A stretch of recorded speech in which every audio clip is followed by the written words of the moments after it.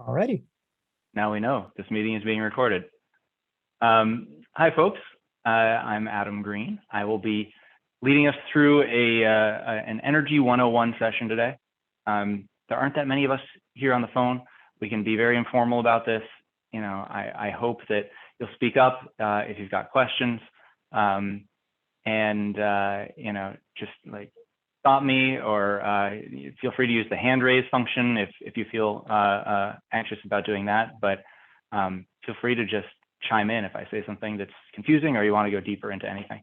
I've got you know, about 20 slides of content here, but a lot of this is verbal. So I'll walk through it. We can go as fast or as slow as you'd like. But you know, I'd budget around half an hour, 45 minutes for the content itself, and then happy to stay as long as you like for questions. This is being recorded, and I understand we're going to make it available to other LA Forward members. So with that, I will launch into it. So to start us off, I'll give you a little bit about my background. I'd like to take a moment to hear from you on your background and your interests. I'll talk us through an agenda today. If you would please, in the chat, let us know what you'd like to learn today. What is your objective here? And I'll see if I can tailor this a little bit for that. So my background, you know, I've been working in clean energy for over 10 years now. I've worked at Southern California Edison, a utility, very briefly, at Idea Lab, which is a venture incubator working on some startups.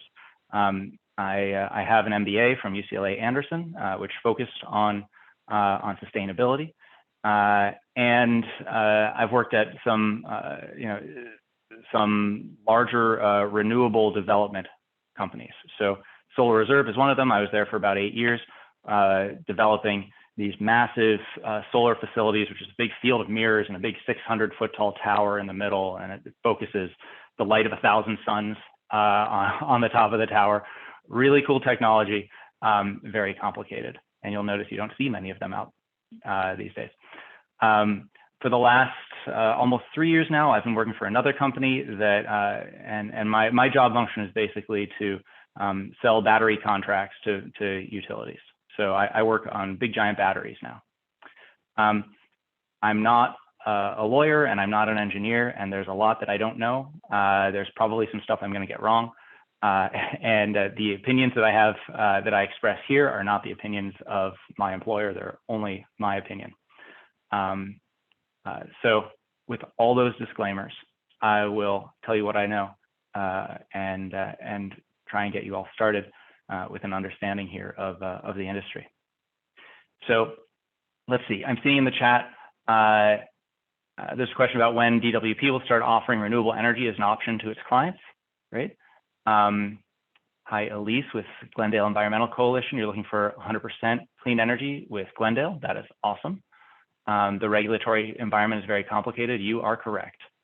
And Diana, you're wondering if I could play the slides in presentation mode, it would make the content easier to read. I can try. Let's find out.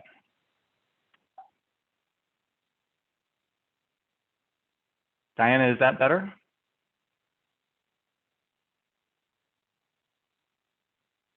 Yes, right. Perfect. Thank you.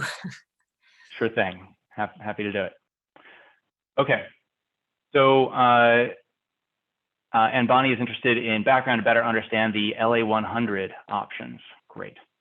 LA 100 is a study that recently came out. I have a slide on that, and we'll be discussing that for sure. Let's see. We just had Malcolm and Will join us. Hi, folks. I was just saying, this is pretty informal. You're welcome to be on video so I can see whether you're nodding along or totally confused. Feel free to interrupt me at any time. Ask questions. I'd love for this to be interactive. We are recording it, but we will not be broadcasting it on primetime TV. And if you could put in the chat what you're interested in learning today, that'll certainly help me. So the objective, the agenda here is to walk through this. What is electricity anyway, and how does the grid work? How do power plants work, and what are the different technologies that we use to generate electricity? Who owns and operates and regulates those different assets? What are some good strategies for interacting with utilities? What are the big issues that we're facing in clean energy today? And then, some common myths and responses. So, what is electricity? Again, with a disclaimer, I'm not an engineer. But what electricity is a difference in electrical charge. You remember from high school chemistry or physics that you have positive and negative charges that are emitted by subatomic particles. You separate positive charges from negative charges, and they want to balance themselves back out. And that flow, that attempt to rebalance, is electrical current. So separating them takes some work to do. And as they attempt to flow back, that's when you can extract some useful work from them. You can use that force to power a light bulb or turn a motor, right? We have a few fundamental quantities. One is power, which is measured in watts. Power is an instantaneous, metric. It's to say at one moment in time, how hard is something pushing? It's like a speedometer on your car. It tells you how fast you're going. It doesn't tell you how far you've gone, right? So power is how hard is it pushing at one moment in time. Energy, which is measured in watt hours, is how much work happened over a period of time.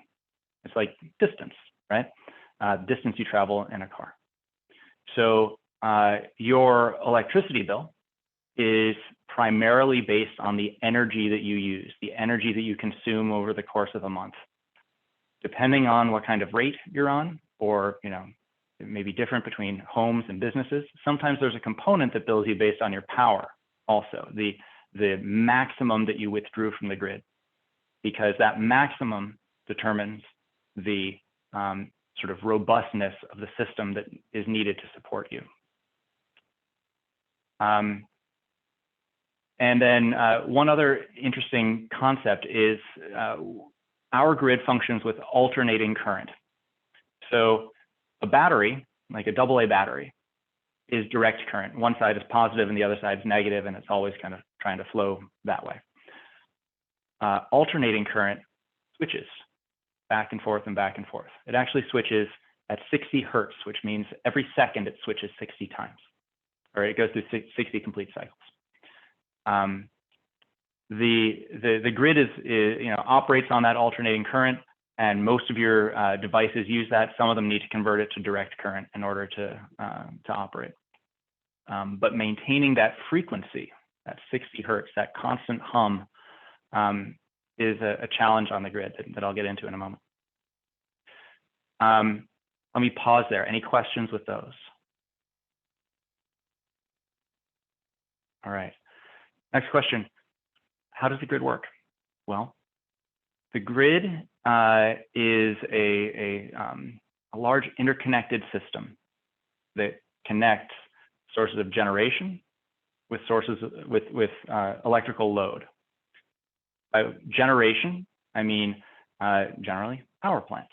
The equipment that is producing the electrical force, right? Load is anything that requires electricity in order to work, right? Homes and businesses and so forth. The way that the energy from the generation gets to the load is over transmission and distribution wires. Transmission means high voltage, high capacity superhighways. Those are the big steel lattice towers that you'll see, sometimes crossing the highway, say. The very tall, very long spans, right? Those are the superhighways. It's efficient to transmit power over long distances, but it's expensive stuff. Distribution refers to lower voltage wires, like what you see around your neighborhood. It's less of a safety risk. It's a lot less expensive, but it's less efficient. there are more losses, per mile, say. And it's just sort of a different beast. Sometimes you'll find certain utilities that are only working on transmission or only distribution. Others, like LADWP, own both kinds of assets. Another important topic is that we use a portfolio of resources. So there are, at any given point, the grid needs to support all of the load. Every bit of demand for electricity needs to be supported by generation. And in order to do that, we have a number of different power plants that are all sort of shared. Some of those power plants will operate at full bore pretty much all the time. Others will be selectively turned on and off based on whether they're needed. And whether they're needed depends on how much load there is. So we will generally run the cheapest stuff all the time, and the next expensive stuff some of the time, and the really expensive stuff only in a crisis. That's what we refer to as the dispatch stack. So the grid operator can basically line up all of the different options they have with their different costs and different capabilities, and decide, this one, this one, this one, this one, up until they've satisfied the amount of load that's required.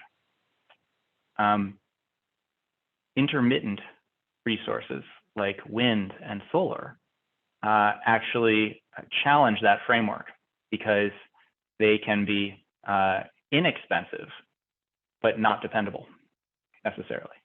So that's a sort of change in thinking that's required among utilities. So some basic units that will be helpful. We talked about watts. Watts are units of power. An old school incandescent light bulb is 60 watts. A microwave is about 1,500 watts. 1,000 watts is a kilowatt. 1,000 kilowatts is a megawatt. LADWP right now is something like an 8,000 megawatt or 8 gigawatt utility, if memory serves.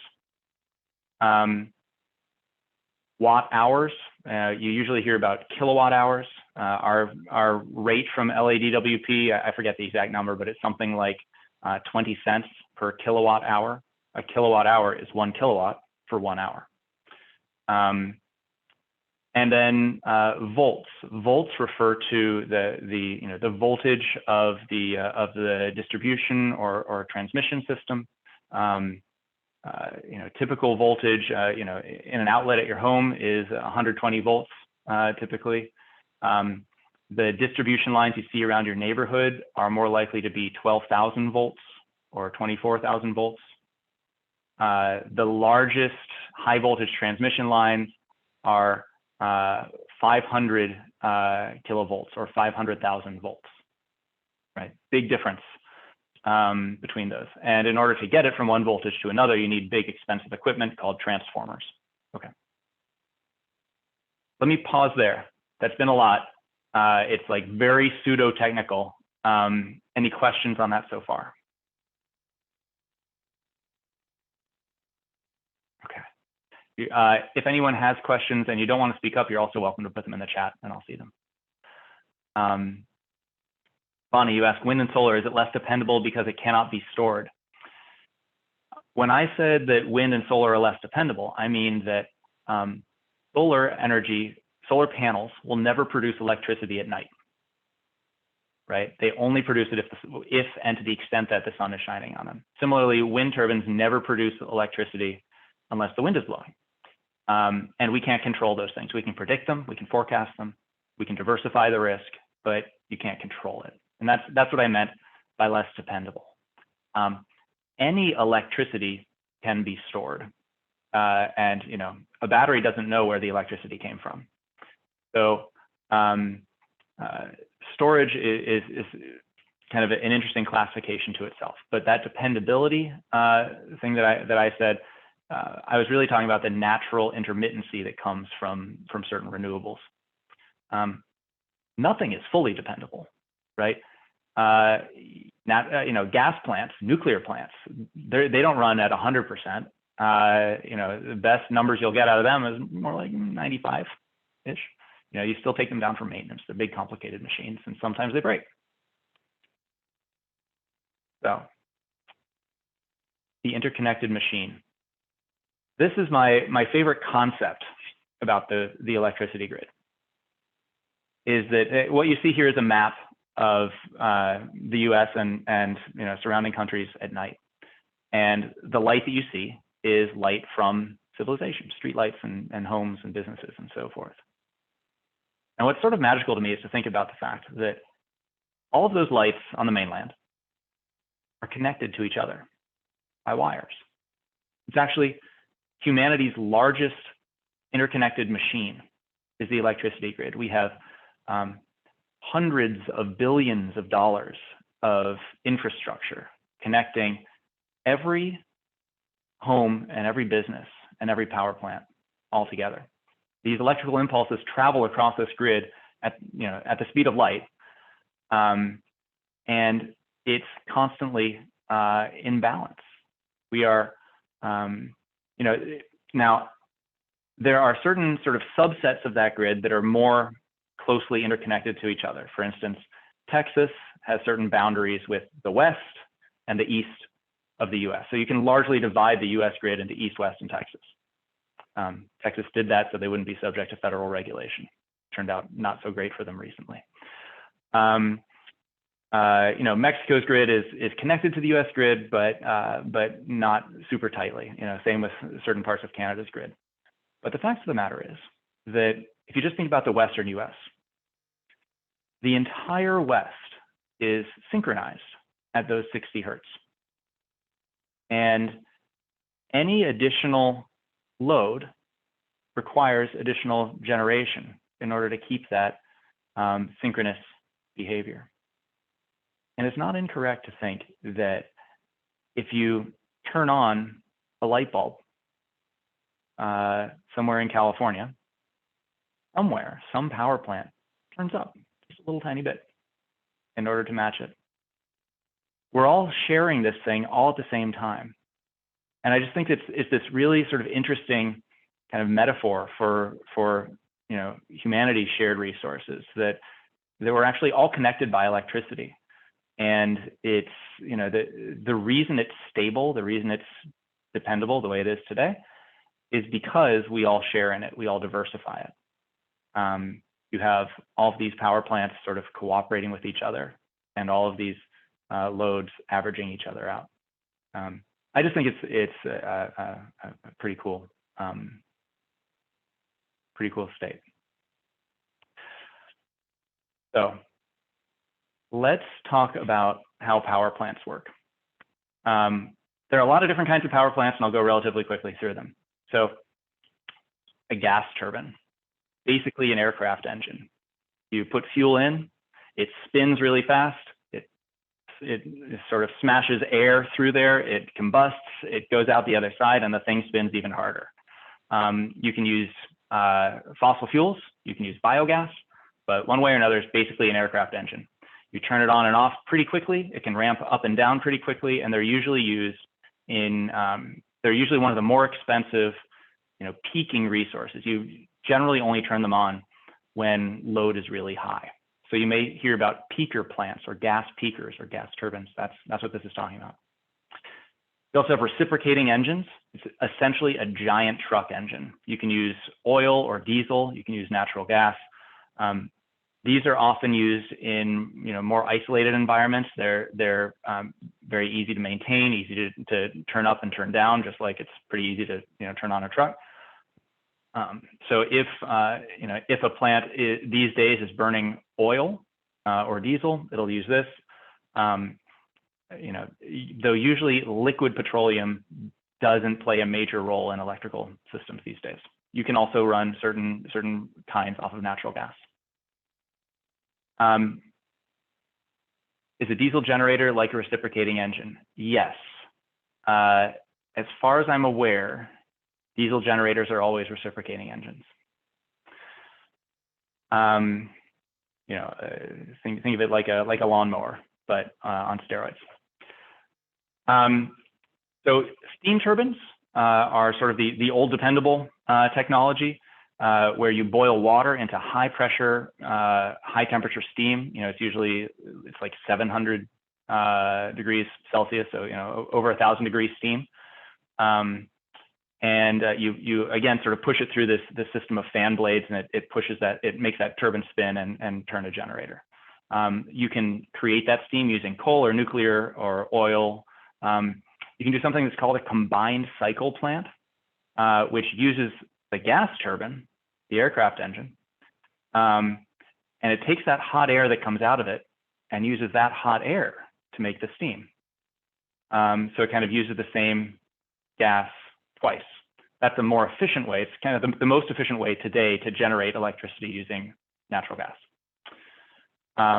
You can also do steam turbines renewably. You can use concentrating solar thermal, which is less and less common these days, but you can use the heat of the sun to make that 1,000 degree steam. You can burn things like wood chips. You can burn trash and other waste streams. So it's possible to have a steam turbine be a renewable technology as well. And I should have added on here, I suppose it would probably be a gas turbine technology, but increasingly folks are looking at using hydrogen as a fuel as well. There's hydropower. So there's actually a distinction in the industry between large and small, and typically small is considered green and large isn't. It isn't considered green because it has such a dramatic impact on the environment around it, on the life in the water and in the surrounding habitats. You have to flood a valley basically and destroy everything that's there. So, depending on the state, above 30 megawatts or above 50 megawatts is considered large. What you see here is the Hoover Dam. It's about 1,000 megawatts. It's definitely large. You can have a reservoir, or it can be a run-of-river hydropower system, which means that they don't stop up the river. It just, if flow is even higher than the hydro can handle, it'll just spill over the top. And there's a kind of energy storage called pumped hydropower. It's actually we have many thousands of megawatts of pumped hydropower on the grid today. What you do is you have a reservoir up high and a reservoir down low. And say when energy is cheap, you run a pump to lift the water up to the top reservoir. And when energy is expensive, because it's in demand, you run it back down through a generator. And you just shift it uphill and downhill and uphill and downhill. And it's a useful technology for balancing the grid. It's unlikely we'll see a whole lot more pumped hydro get built though, because we've already put them in most of the good places. There's a proposal to make the Hoover Dam into a pumped hydro facility. And it's going to be in federal permitting for 10 years. It's a huge project, and I wish them the best of luck.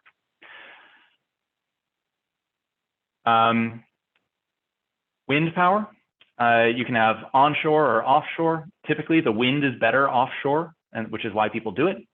It's also more expensive because you have to make them, float, or find a way to anchor them to the seabed.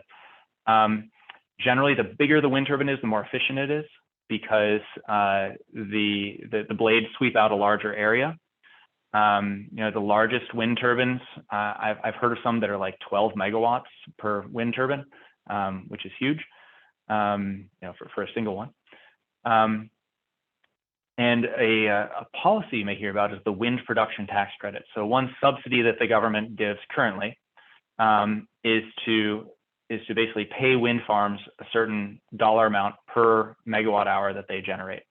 It's a tax credit based on the output, on the actual annual output of the wind facility. That's different from the solar tax credit. For solar, I'll just talk about photovoltaic technology. You have crystalline photovoltaics, which is kind of what you see in the lower left there. They use, slices of silicon wafers. You can also have thin film solar technology, which is basically like a printed layer of chemicals on a metal backing, so you don't see like the little segments of the wafers. They both work essentially the same way. You can have facilities that are fixed tilt, which means they just sit there at an angle, usually facing south or southwest. The reason you do it at southwest is that usually energy in the afternoon is in higher demand than energy in the morning. So you want the best bang for your buck a little bit later than noon instead of earlier than noon. So you point them towards where the sun will be then. Or you can have tracking photovoltaics. So the most common tracking system is a single axis tracking system where you have a long run north to south of solar panels all next to each other, and they're on a boom basically, and it tilts east to west as the sun goes across the sky. So if you're looking at a satellite map and you see rows that are north to south, you know that's single axis tracking because they're going to be tilting east to west. And if you see them aligned east to west, you know that's fixed tilt. The system of subsidy right now for solar is an investment tax credit. It's different from the production tax credit for wind. The solar investment tax credit pays based on the cost of the system, and it's like a one-time upfront subsidy. So one reason that's interesting is that you can find a way to apply the solar investment tax credit to the cost of a battery. If the battery is solar equipment and it goes into the cost of the solar, then the solar investment tax credit can subsidize the battery. There's not as good a way to attach a battery to wind because the battery won't increase your annual production typically. If anything, it actually consumes a little energy in the round trip. There are exceptions, like if it's a wind farm that you have to turn off during certain times because the grid can't handle all the output. But generally speaking, that's why you see solar with batteries, and you don't generally see wind with batteries. All right. So are batteries power plants? I still don't know, and I probably should because it's my job to sell them. But it's complicated because they don't produce any energy. They absorb it and they shift it in time. And if anything, they lose a little bit in the round trip. So when you think about whether batteries, and energy storage like batteries is certainly likely to play a role. It makes the grid more flexible. It gives you greater control over sort of the timing and the balancing of energy. But you have to consider, is it green? That depends on how you use it. It depends on whether it's being charged with clean energy or not. It depends on whether it's discharging in order to offset something that's cleaner or dirtier than the energy that was used to charge it. And there are other new technologies as well. So one that I've been hearing more and more about is hydrogen storage. And I think that's because LADWP is sort of interested in this in the long term. The idea being that you can use electricity, but ideally clean electricity, to make hydrogen out of water and store that hydrogen. And then you can mix it in or use pure hydrogen in a gas turbine. So if you happen to have a location with like a giant underground salt cavern where you can store a lot of that hydrogen, then maybe you could store so much energy that you can take advantage of having more sun in the summer than the winter. And your summer sun can help you reliably serve load in the winter. And that's a cool idea. Okay. Another idea out there is something called flow batteries, which are just fundamentally different from the types of battery, like AA type batteries or lithium-ion batteries, say, that we're used to thinking about. It looks more like a chemical plant. There's a big vat of one chemical, a big vat of another chemical, and they flow through a membrane, and it stores or generates electricity. There was a time when flow batteries sounded like a really good idea if what you want is long duration, by which I mean like 10 hours worth or 24 hours worth of storage, because batteries are usually thought of as being like 1 hour or 4 hour at peak capacity, but you don't build a battery to run flat out for 24 hours. That technology has been sort of slow to catch on. So we'll see if there's a role to play in the future. But if you hear about flow batteries, usually they're in the context of longer duration storage, not seasonal storage like hydrogen would be, but like a day or two. And then there are just other approaches. Like one interesting idea is what they refer to as vehicle to grid. So if you plug in an electric vehicle and you need it by the next morning to be fully charged, you have flexibility between now and then on when you're going to charge it, how much you're going to charge it. Maybe you could even discharge it and kind of run it backwards through the system. And there's this interesting sort of idea that maybe our fleet of electric vehicles could be a distributed fleet of batteries that could help to balance the grid. It's a really cool idea. There's a lot of things to consider around like warranties on the car and who's taking responsibility for it and all that. But I have faith that we're going to figure something out with vehicle to grid. In any of these new technologies and approaches, you have to consider that they're all sort of competing for relevance, call it. They compete based on their cost effectiveness. So, we as a society have a limited amount of resources to devote to solving, these problems. And generally speaking, the most cost effective things are going to win out. It's also a very risk averse market. So it is really hard for new technologies to make it in energy. The investors expect something that has no downside risk, and the utilities have like no tolerance for failure. And so it's not like internet technology companies that can just experiment with something and try it and suddenly it's a hit. These are like extremely slow moving entities that need lots of proof before they get behind new technologies. And then finally, there's the case of scalability and feasibility, just like, does this work in a meaningful way at a large enough scale, right? Let me pause that. Okay, so let's see. A question from Elise. A big question about batteries when they become used up. Does the element itself need to be replaced or can it be reused? Are there large batteries themselves damaging the environment in terms of mining their components? Would flow batteries be more sustainable? Good question. So right now, there's a very robust recycling value chain for lead acid batteries, like this kind of battery you have in cars and they use in home devices. Lithium-ion batteries are still sort of at the beginning of the development of that recycling stream.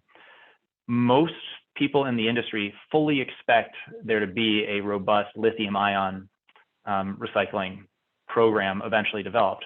But many of the big lithium-ion batteries that people are building and deploying right now still have a number of years to go before they need to be recycled. So it's kind of too early to invest heavily in large-scale lithium-ion recycling in the same way. Do large batteries damage the environment in terms of mining the components? Quite possibly. Lithium and cobalt are extracted from the earth. Like so many things here, we have to balance their usefulness in avoiding climate change and any other effects that they may have, right? Effects that they have on local communities, effects they have on where they're being extracted, global powers between countries that have these resources and others that don't. That should all be a consideration. Would a flow battery be more sustainable? I don't know. Flow batteries also may have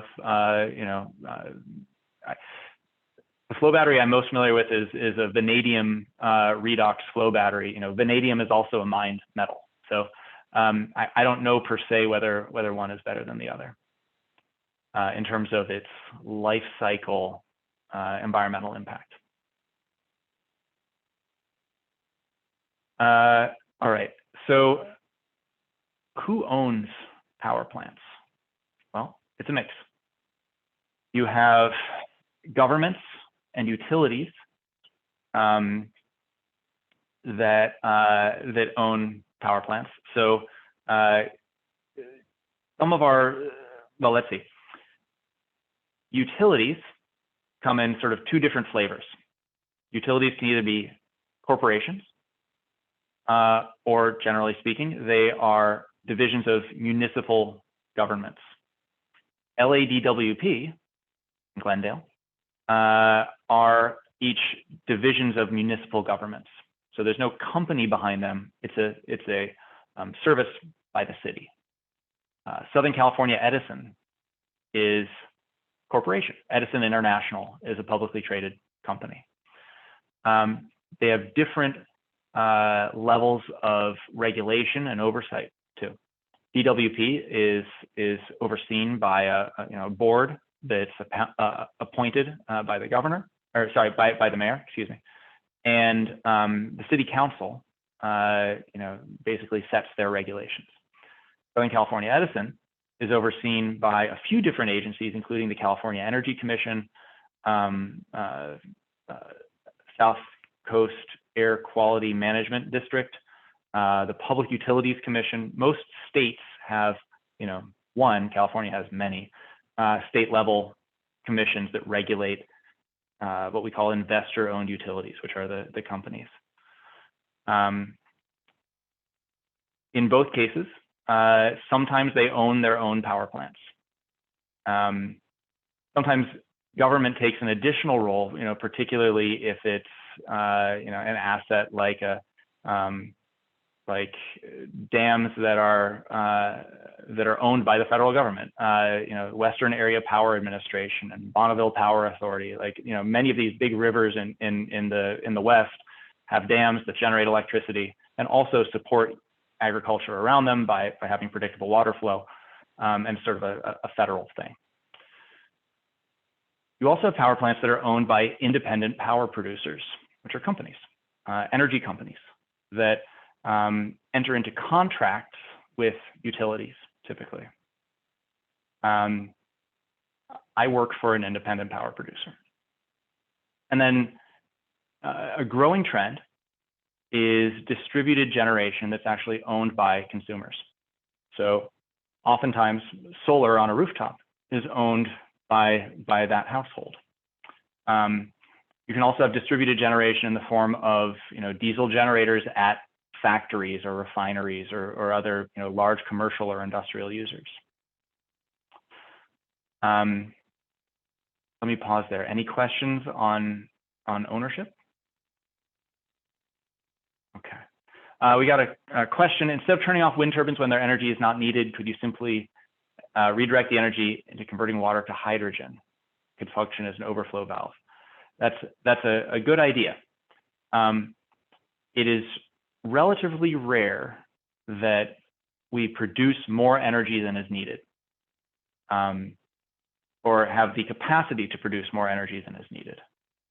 What's more common is that energy during certain times of day is less valuable than during other times of day. And so if you had wind turbines and a hydrogen electrolyzer that's going to make the hydrogen gas using electricity, you'd probably choose to run the electrolyzer whenever it's cost effective to do that.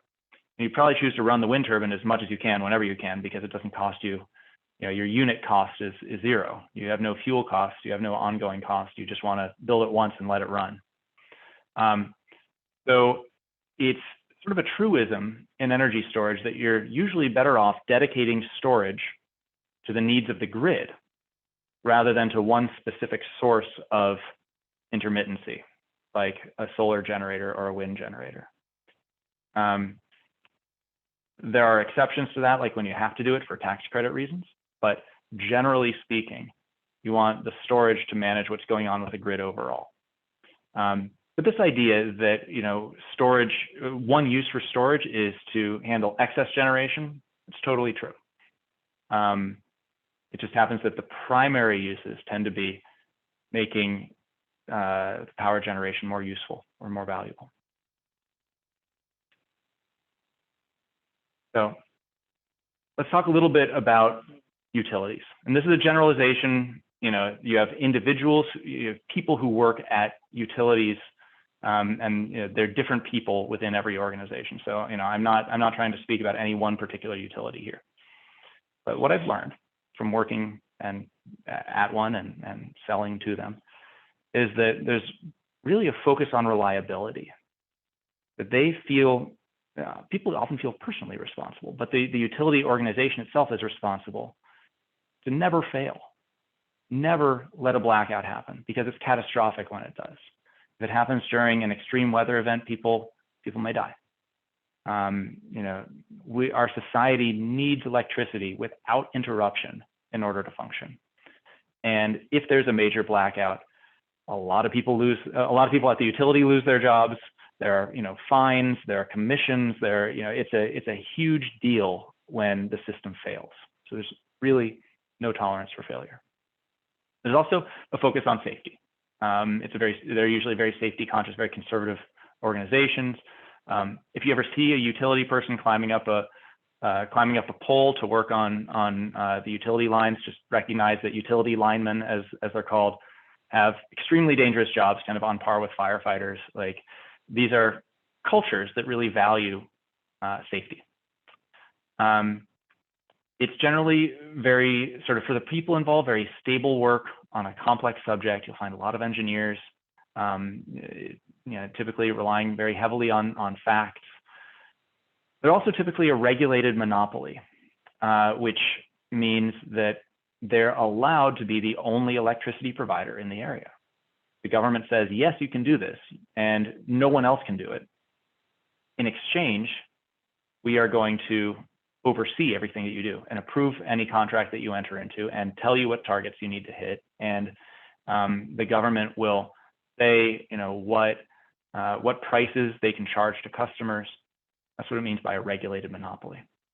So what this means is that oftentimes, just culturally at these utilities, there's a low incentive to innovate or to exceed objectives. They don't want to do things totally differently. They don't want to disrupt a market. They don't want to, you know, it's not a startup culture, right? And there's a really high cost of failure.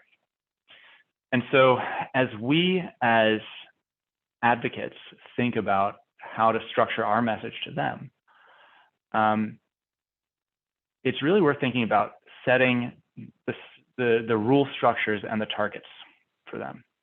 You know, tell them what objective to hit. Get the regulators or the city council or the board, or, you know, whoever has say over the utility, get them to set the right targets. And probably the utility will follow through on that. You know, they will value their own ability to do the mission they're given. Let me pause there. Any questions?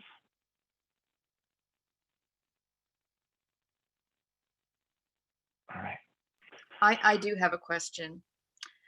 Sure. When you talk about them setting their own targets, I assume you're also including setting targets for percentage of clean energy by such and such a date. Yeah, so usually clean energy targets are either set by the legislature or by the other, you know, sort of lawmaking body.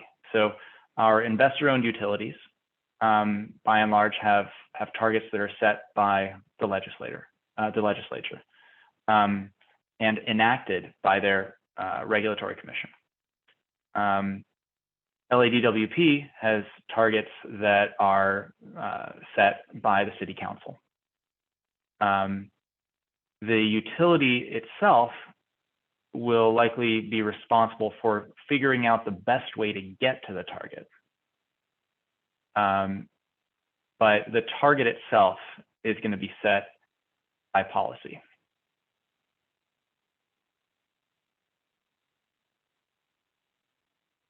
Does that make sense, Elise? Yes, thank you. I understand. Great. Okay. So let's talk about some big issues.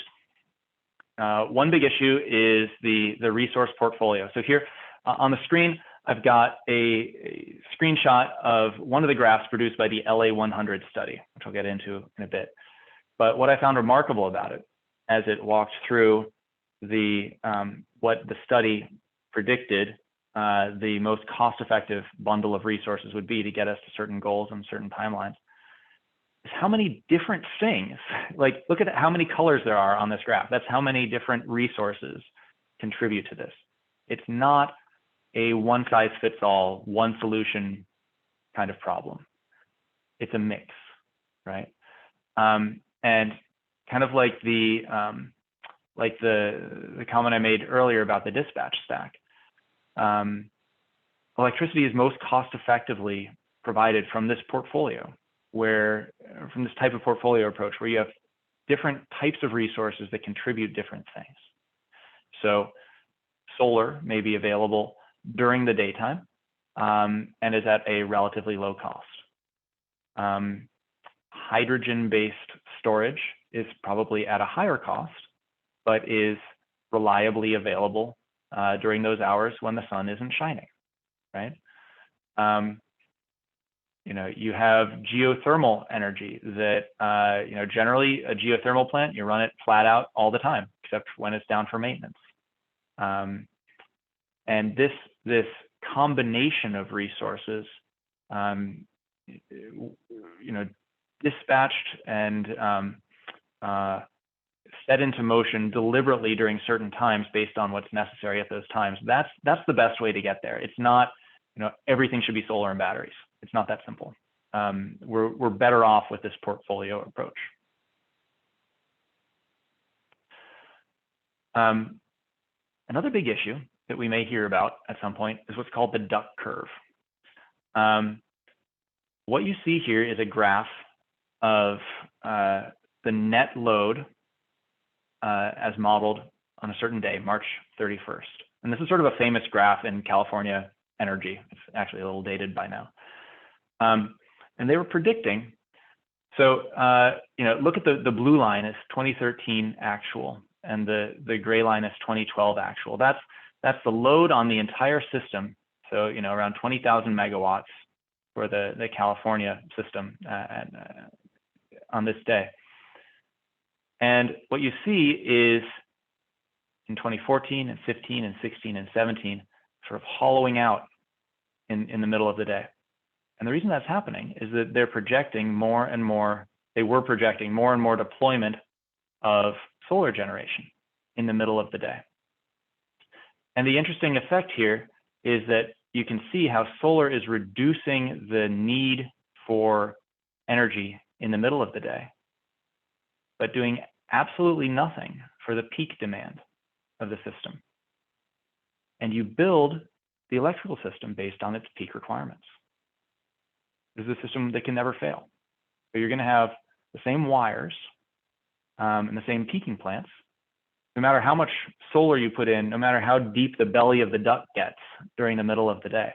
In fact, it creates some new challenges because you need power plants that can go from being off, being on over a shorter and shorter time period. And some of these are big clunky machines that just take a long time to ramp up.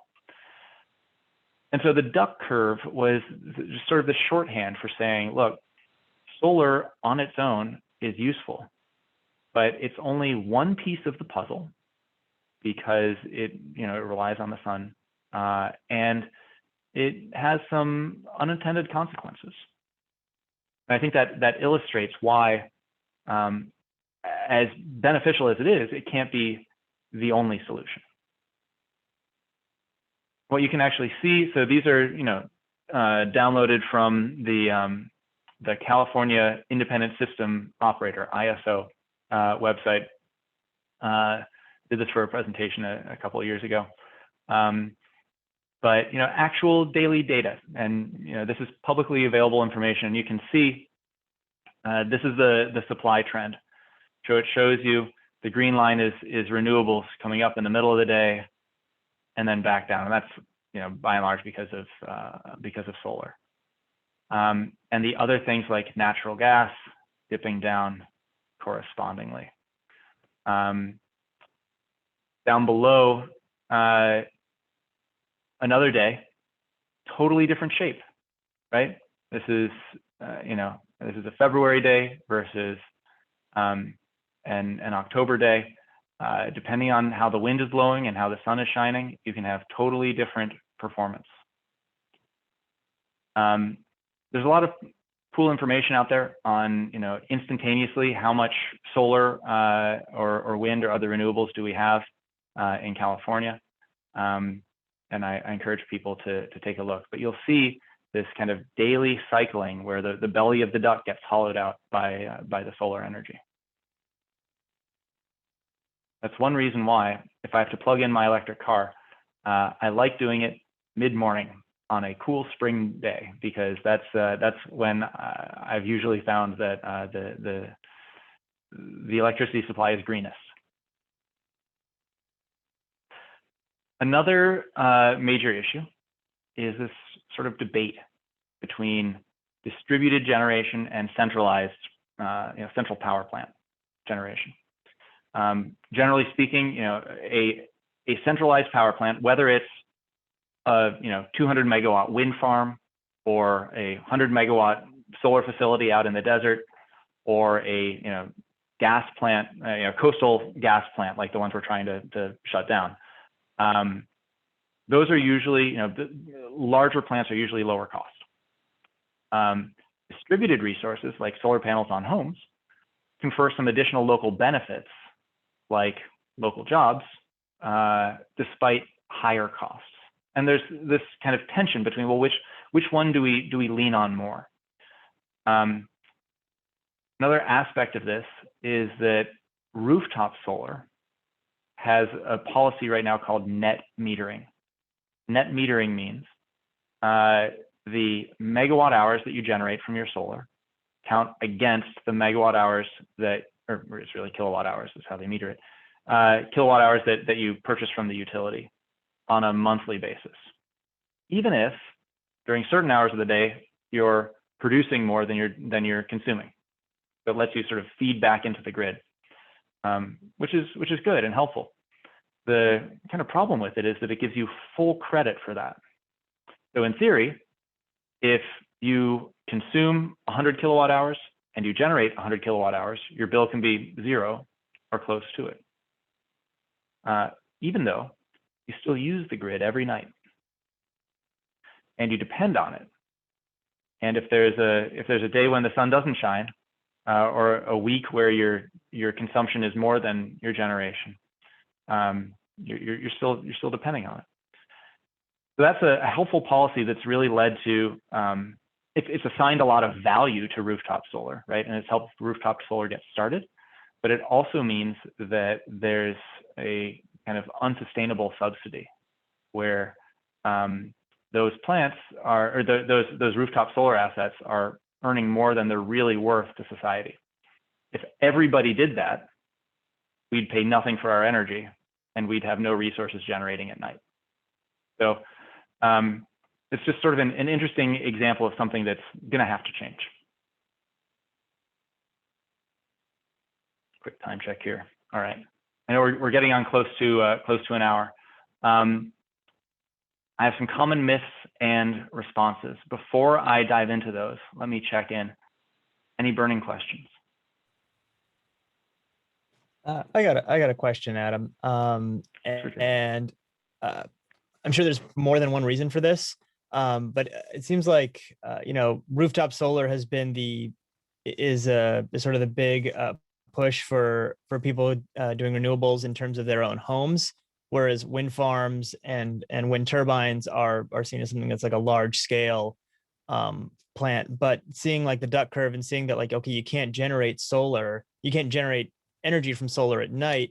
I'm wondering what the limitations are and why there hasn't been a push around home-sized wind turbines to try to compensate for that, because like, here on the coast, like, the sun goes down, but then the wind kicks up like right around that 6 o'clock hour.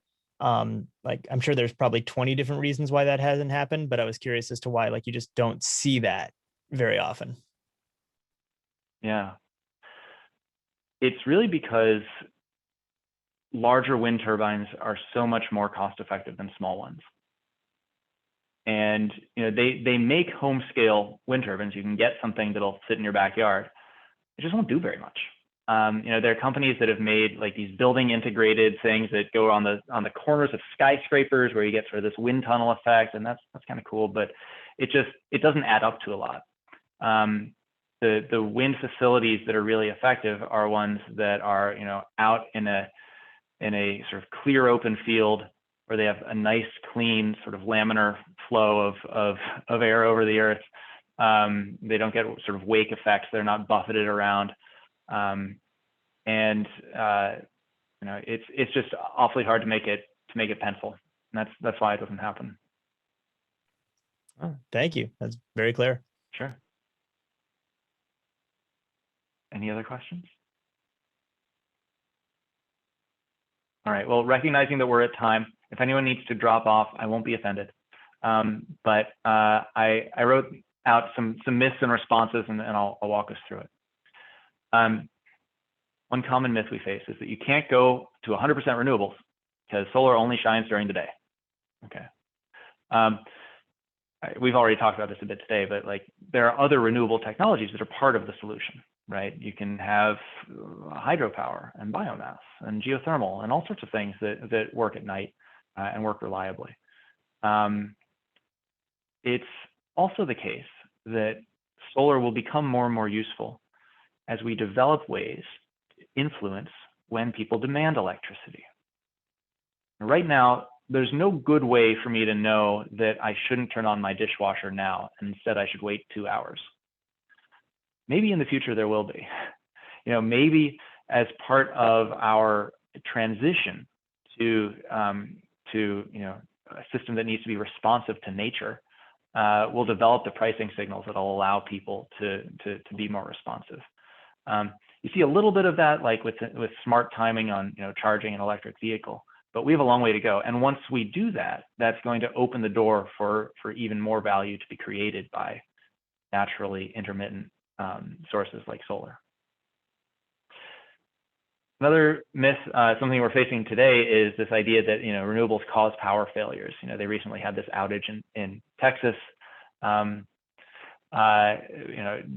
created by this winter storm, and there are some pictures of some frozen wind turbines, and people are there's some sort of bad faith political arguments around wind turbines creating that outage. The fact is that the market in the grid in Texas had very little regulatory oversight, and there was nobody whose job it was to say you need to winterize. What they did have was an energy-only market, which means that there's just sort of it's almost like a stock market. There's a real-time energy price, and it's allowed to go up to absurdly high levels in order to compensate the generators that are reliably available during times of scarcity. It's kind of designed to get super expensive during a crisis. It just shouldn't get super expensive for a few days at a time, which it did.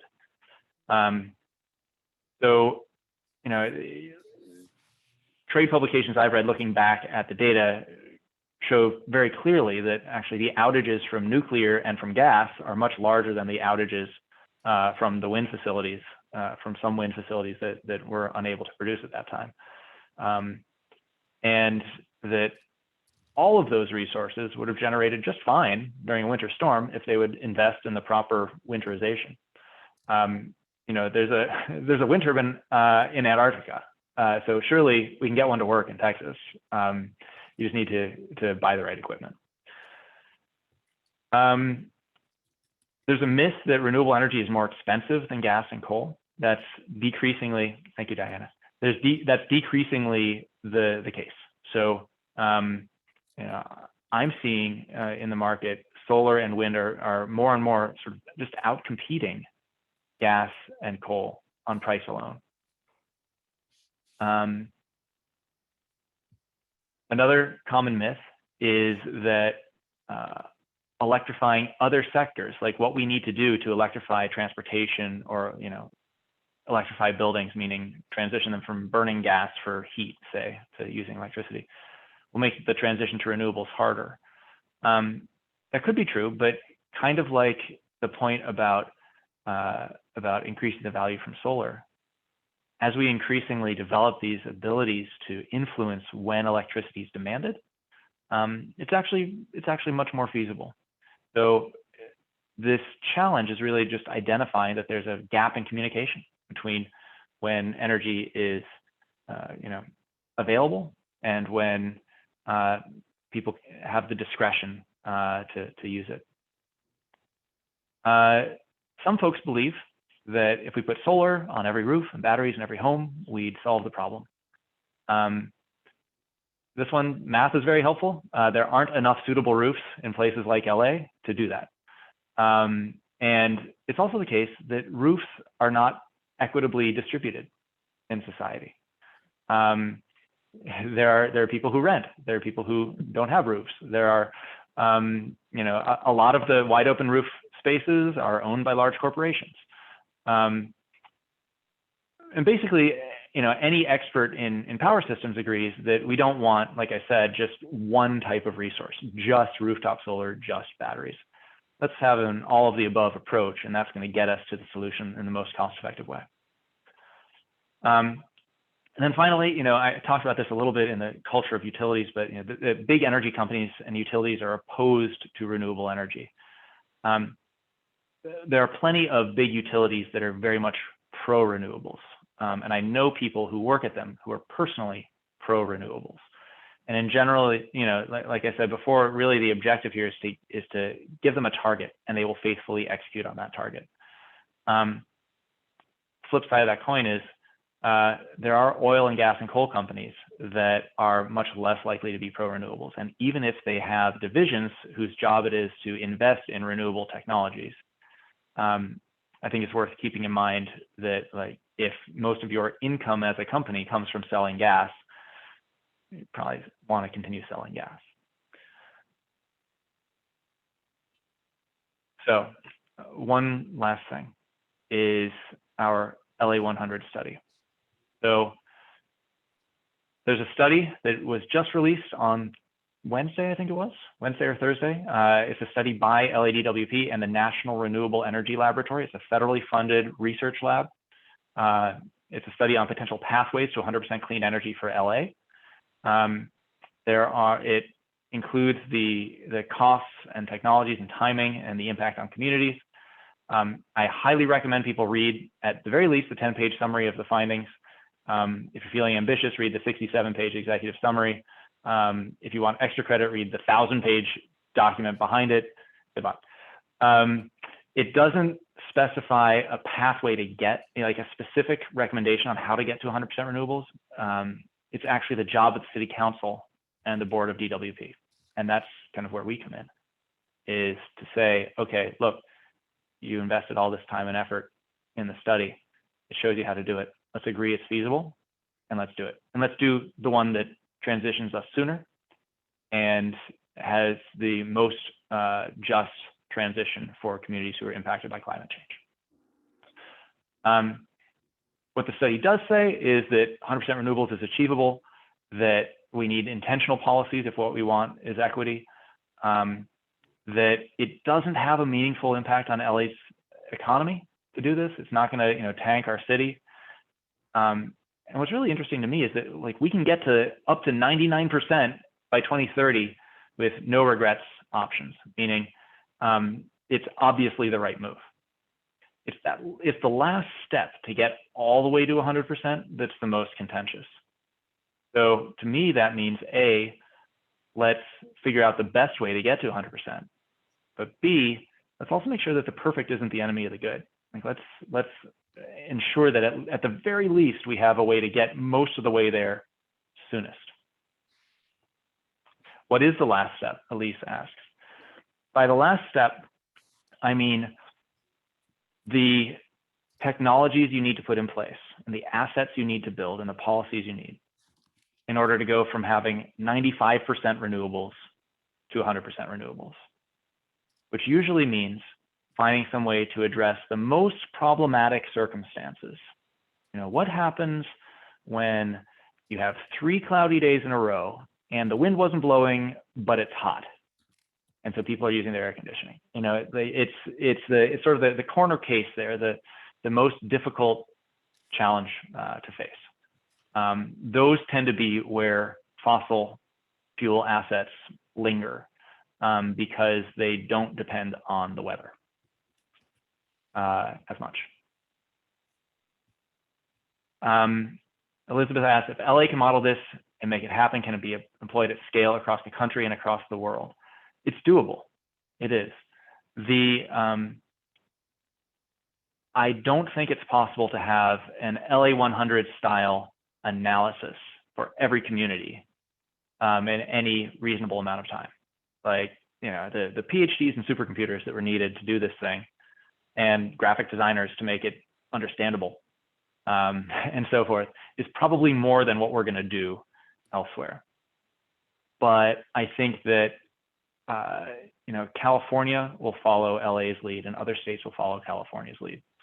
I think that it actually makes it even more important that we act quickly here, because we'll set the tone and demonstrate the feasibility, and, you know, prove out which mix of technologies is most beneficial, and that will propagate across the country. Jason correctly points out, we've seen California lead with car safety and air quality and others. That's absolutely right.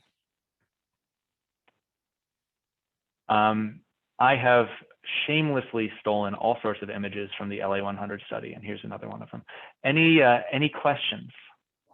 Any other questions?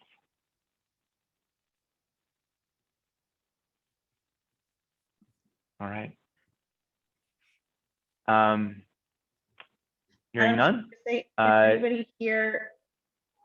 anybody here is not part of our renewables campaign hub, but would like to be, feel free to note that in the chat and put in your email address, and we'll get you involved. So if you want to be involved in kind of looking more closely into the LA study and pushing LADWP to and City Council to kind of get us there as quickly as possible in the most equitable way possible, join our campaign hub. Thank you, Sheila. That's absolutely right. All right. Well, then I think that will bring us to a close for today. Will, thanks for your email address. That will be it for today. Thank you, everyone. I appreciate you joining. If you have other questions, you're certainly welcome to email them in. And I will look forward to speaking with some of you soon in greater depth. Thanks, Adam. Thanks again. Have a good rest of your day. Thanks. Thanks, Elizabeth. Wonderful.